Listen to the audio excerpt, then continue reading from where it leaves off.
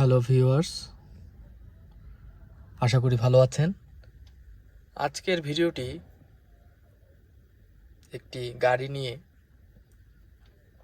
যেখানে আপনারা অনেকেই জানতে চেয়েছেন যে আপনাদের গাড়িতে ইনস্টলমেন্ট ক্লাস্টার, যেটা আমরা ফ্রন্টে দেখতে পারি, যেখানে মিটার থাকে, ফুয়েল গজ থাকে, তো আরপিএম থাকে, সব কিছু মিলেই আমরা বলি যে এটাকে ইনস্ট্রুমেন্ট ক্লাস্টার। তো এটার মধ্যে আমরা অনেকগুলা গুরুত্বপূর্ণ চিহ্ন বা সিম্বল দেখতে পারি। আপনারা যারা গাড়ি ইউজ করেন, আপনারা সবাই জানেন এটার মধ্যে আমরা অনেক কিছুর চিহ্ন আমরা দেখতে পারি যখন আমরা গাড়ি চালাই। তো আজকে মূলত এই চিহ্নগুলো নিয়েই এই ভিডিওটি করতে যাচ্ছি। তো আপনারা যখন একটি গাড়ি ড্রাইভ করবেন, এর আগে অবশ্যই এই চিহ্নগুলো খেয়াল করে নেবেন। এরপরে আপনারা গাড়িটি স্টার্ট দিবেন, কারণ আপনারা জানেন না যে গাড়ির মধ্যে কোন সমস্যাটি তৈরি হয়ে আছে বা কোন সমস্যাটি আছে। তো আপনারা যদি এই চিহ্নটিকে বা এই চিহ্নগুলোকে গুরুত্ব না দিয়ে স্টার্ট দেন বা গাড়ি চালাতে চেষ্টা করেন, তাহলে হয়তোবা আপনি দীর্ঘমেয়াদী একটি বড় অর্থের একটি ক্ষতি করে ফেলবেন, যার ফলে আপনার গাড়িটি পরবর্তী সময়ে আপনি অনেক টাকা দিয়ে সেটি রিপেয়ার করতে হবে। তো এর চেয়ে ভালো আমরা যদি একটু সচেতন হই এবং সতর্ক থাকি এই চিহ্নগুলোর ব্যাপারে, তাহলে হয়তোবা আমরা অনেক বড় ক্ষতির হাত থেকে বেঁচে যাব। তো কথা না বাড়িয়ে শুরু করি। তো আপনারা যখন ড্রাইভিং সিটে বসবেন,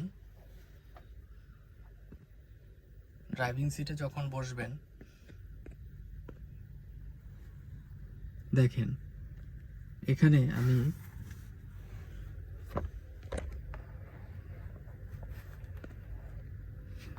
আমি চাবিটি অন করছি। এখানে দেখতে পাচ্ছেন গাড়িটি আমার গ্যাসে করা, মানে গাড়িটি রান করে গ্যাসে তেলে দুইটাই। তো এখন ব্লিঙ্ক করছে, মানে আমার গাড়িটি তেলে স্টার্ট হবে, কিন্তু পরবর্তীতে গাড়িটি চলবে গ্যাসে। তো এখন এই ব্লিঙ্ক করছে। তো আমরা এখন দেখব, আমরা কিন্তু গাড়ি স্টার্ট করি নাই, শুধু এসিতে দিয়ে রাখছি চাবিটা। আপনারা একটু খেয়াল করেন, এসি, এরপরে হচ্ছে অন। তো এখানে চাবির মধ্যে কয়েকটা গার্ড আছে, একটা হচ্ছে লক, দেখতে পাচ্ছেন, একটু খেয়াল করলে দেখবেন, লক, এসি, এরপরে হচ্ছে অন, লক, এসি, অন, এরপরে হচ্ছে স্টার্ট। দেখেন আমি চাবিটি খোলায় দেখানোর চেষ্টা করি।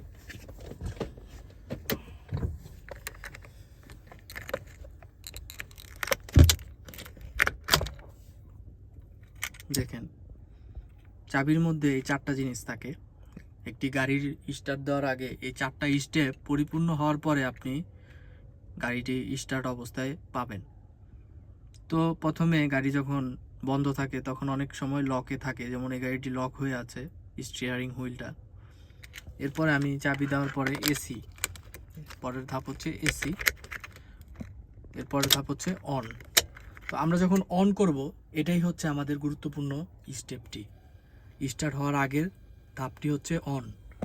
অন করার সাথে সাথে আপনারা দেখবেন আমরা ইনস্ট্রুমেন্ট ক্লাস্টারে চলে আসলাম। অন করার সাথে সাথে এখানে দেখবেন অনেকগুলো সিম্বল। তো এই সিম্বলগুলো আপনাদের বুঝতে হবে এবং জানতে হবে এবং শিখতে হবে। এখানে দেখতে পাচ্ছেন, এই যে আমি নিচে থেকে দেখি, এই যে একটি মানুষের মতো চিহ্ন দেখতে পাচ্ছেন, এটি হচ্ছে সিট বেল্টের চিহ্ন, মানে আপনার সিট বেল্ট প্রপারলি কাজ করছে।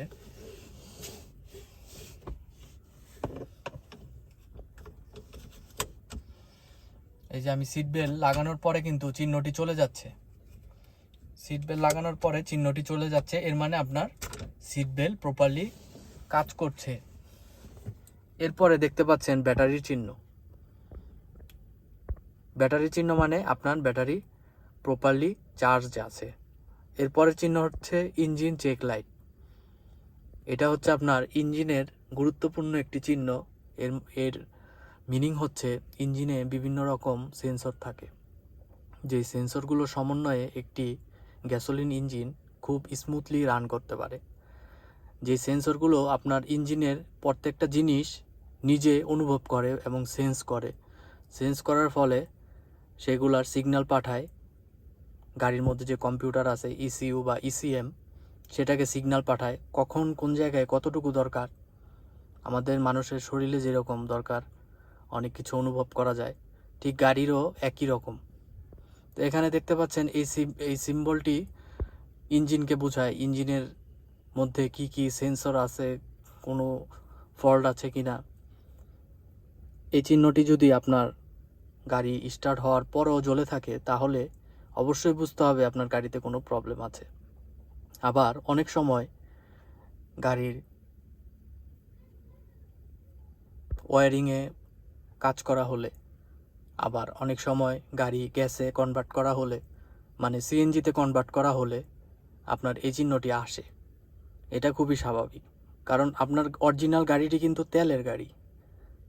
আপনি তেলের গাড়িকে আপনি গ্যাসে কনভার্ট করছেন অথবা এলপিজিতে কনভার্ট করছেন, এর ফলে কিন্তু আপনার গাড়িটা অরিজিনাল আর নাই, যার ফলে এই সিম্বলটি আসতে পারে।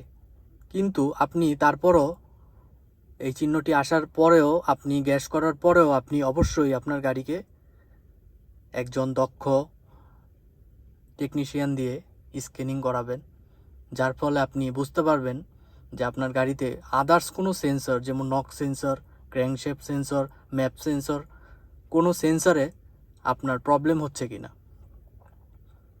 যদি গ্যাস করা থাকে অনেক সময় গাড়ির ম্যাপ সেন্সর কাজ করে না, কারণ এটা বাইপাস করা থাকে, সেই ক্ষেত্রে ম্যাপ সেন্সর কাজ করে না, এটা স্বাভাবিক, অনেক সময় জ্বলে।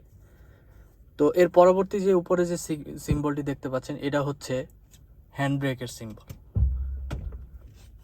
হ্যান্ড ব্রেকের সিম্বল হচ্ছে এটা। হ্যান্ড ব্রেক উঠালে সিম্বলটি জ্বলবে, হ্যান্ড ব্রেক নামালে সিম্বলটি বন্ধ হয়ে যাবে। দেখেন এখন কিন্তু বন্ধ। তো এখন আমি হ্যান্ড ব্রেকটা টান দিই, এখন কিন্তু জ্বলে উঠছে।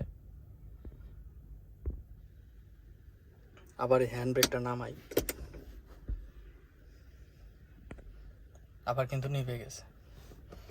তো বোঝা যাচ্ছে যে এটা হচ্ছে হ্যান্ড ব্রেকের সিম্বল। এরপরে আমরা ডান পাশে চলে আসি।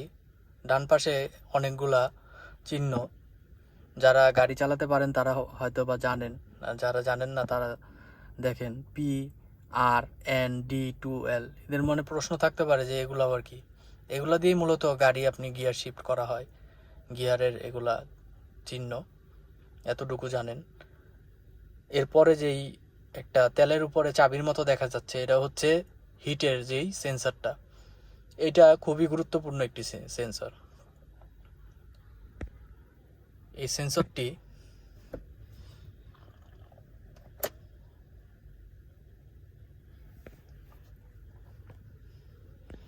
এই সেন্সরটির কাজ হচ্ছে আপনার গাড়ি ওভারহিট থেকে রক্ষা করা। আপনাকে আগে এই সেন্সরটি বুঝিয়ে দিবে যে আপনার গাড়ি কতটুকু গরম হয়ে আছে এবং গরম হচ্ছে। এই সেন্সরটি আপনার এই পর্যন্ত হিট স্বাভাবিক। যদি আপনার গাড়ির এই সেন্সরটি এই পর্যন্ত চলে যায় তাহলে আপনি অবশ্যই গাড়িটি সাথে সাথে বন্ধ করে ফেলবেন।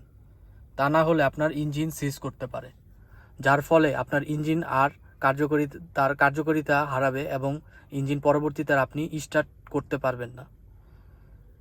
তো অবশ্যই এই হিট টেম্পারেচার সেন্সরটি,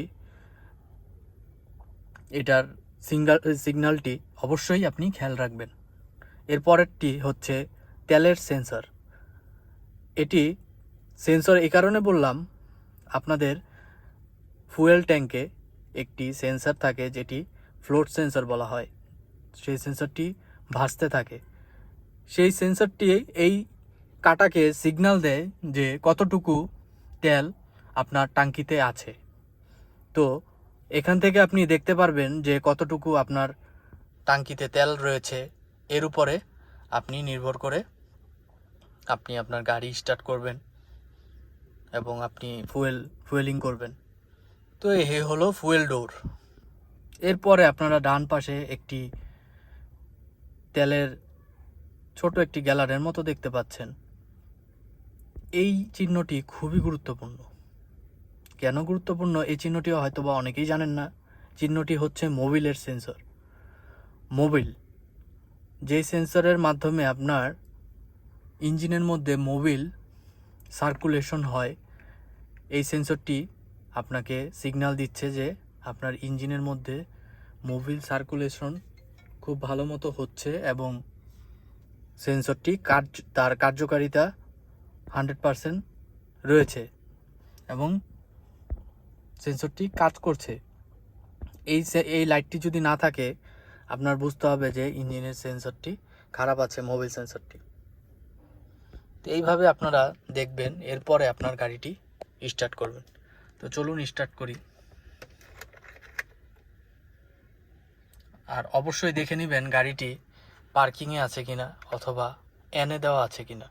এন মানে হচ্ছে নিউট্রাল, পার্কিংয়ে দেওয়া থাকলে তো পার্কিং দেওয়া আছে। তো এখন যদি আমি গাড়িটা স্টার্ট করি,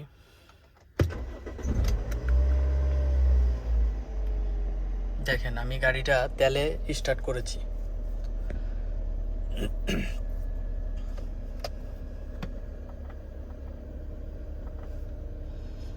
গাড়িটা তেলে স্টার্ট করেছি। আমার এই গাড়িটা আমি যদি এখন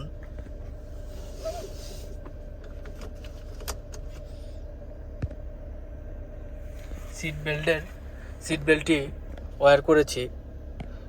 সিট বেল্টটি লাগানোর পরে কিন্তু কোনো আদার্স কোনো সিম্বল নাই। এর মানে কি? আপনারা বলতে পারেন যে গাড়িটি কি কোনো প্রবলেম আছে? এই গাড়িতে কোনোই প্রবলেম নেই, জাস্ট ব্র্যান্ড নিউ গাড়ির মতো একদম 100% সব সেন্সর সব কিছুই কাজ করছে। তো এই গাড়িটি যেহেতু এখন আমরা স্টার্ট দিয়েছি, আপনারা অনেকেই জানেন বর্তমানে আমরা গাড়ি তেল গ্যাস উভয়ই চালাই। তো এই গাড়িটি এখন স্টার্ট হয়েছে কিন্তু তেলে। কিভাবে বুঝবেন সেটি বোঝার জন্য এখানে দেখেন একটি মিটারের মধ্যে আপনার একটি লাইট ব্লিঙ্ক করছে। এখন আমি যদি অ্যাক্সেলেটর দেই তাহলে লাইটটি কিন্তু চলে যাবে। দেখেন এখন কিন্তু আমার গাড়িটি গ্যাসে চলে গেছে। এখন গাড়িটি আমার গ্যাসে রান করছে।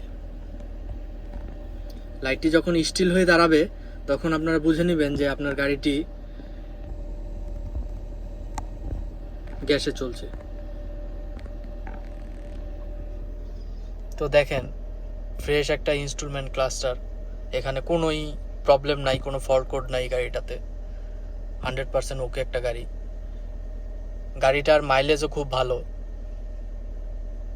তো এইভাবে আপনারা একটু সচেতন হয়ে, যেহেতু গাড়ি খুব দামি জিনিস, আপনার শখের জিনিস, তো আপনারা একটু সচেতন হয়ে গাড়ি ড্রাইভ করবেন এবং অবশ্যই নিয়মিত গাড়ি রেডিয়েটরের water, coolant, Mobil, gear oil, wiper water, এগুলো সব কিছু চেক করে, চাকার হাওয়া সব কিছু মেনটেন করে, সব কিছু চেক করে আপনার গাড়িটি রান করবেন। আশা করি আপনার গাড়িটি ভালো থাকবে এবং আপনি একটি বড় ক্ষতির হাত থেকে বেঁচে যাবেন। ভিডিওটি যদি ভালো লাগে অবশ্যই শেয়ার করবেন এবং সাবস্ক্রাইব করে পাশে থাকবেন। এবং কী টাইপের ভিডিও জানতে চান বা দেখতে চান বা কোনো হেল্প লাগলে বা কোনো কিছু জানার থাকলে অবশ্যই কমেন্ট বক্সে কমেন্ট করবেন, আমি সাহায্য করার চেষ্টা করব। ধন্যবাদ সবাইকে।